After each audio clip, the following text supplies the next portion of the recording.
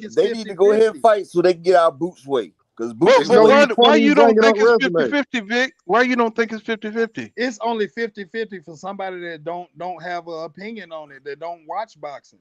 Then they say, "Oh, I wonder which one's gonna win." Explain y'all that.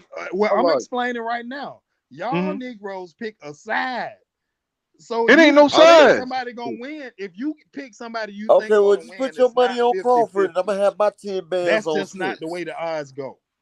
But I mean, why you you pick think a it's? side? It's at What do you think? What 51, percentage you think it 49. is? You know what I'm saying? What He percentage said you think 80, it is? He said 80-20, remember? He said 80-20. And he better get it early. No. Or it's gonna be an ass pull counter. Yeah. Hey, what's the dude name that got that K right there, bro? That's Mr. King Judah. Oh, that's me. King Judah. Yeah, King, you don't know King Judah?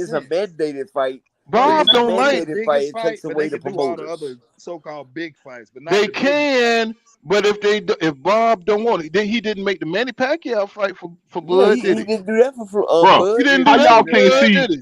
How y'all can't Pacquiao see was that Bud scared. moved Now, his whole are we career the gonna same admit way that Tank Pacquiao moving? was Now scared of tell me how Bud? y'all don't see that shit. That Bud That moved would have fight was made Bud mandated. whole see, career just like that Tank fight career. would have made Bud Because over Freddie EJ. Roach turned a whole That bunch of fight, fights that away. Manny Pacquiao Freddie fight would have Roach made turned a Bud whole over bunch of fights EJ. Did away. he make it? Nope.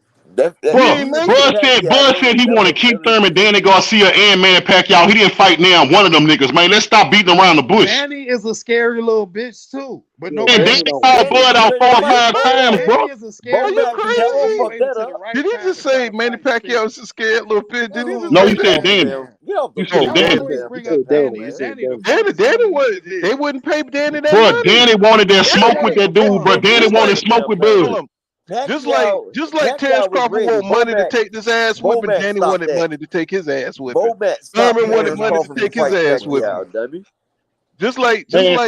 But ain't never been in no rush to make big. Credit Crawford ain't never been in no rush to make big fights. But look, y'all know the nigga ain't fight nobody. Come on now. We know. Stop the Manny Pacquiao. Look at what them niggas went on to do. Look at what them niggas did before and after Bud. Them niggas ain't fight nobody, bro. He got his ass. Each Velocity got his ass.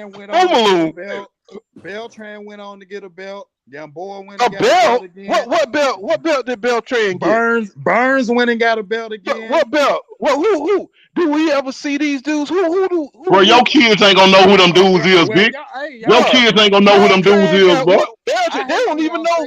Bro, I'm a hardcore boxing fan and I barely know who the fuck Beltran is. That's what I'm saying. Hey, Vic, your kids ain't gonna know who that is. Boxing fan, and I don't need Ndongo. What the fuck is he eating rice in Africa? So goddamn well. 6 losses. Ndongo in the mud hood somewhere, man. That dude wasn't nothing. Right. Y'all know what we saying. We're not saying nothing that's fucked up. We just saying the nigga is straight losses. Ndongo was a beating machine, dog. Y'all know what we saying. You know we need Bud.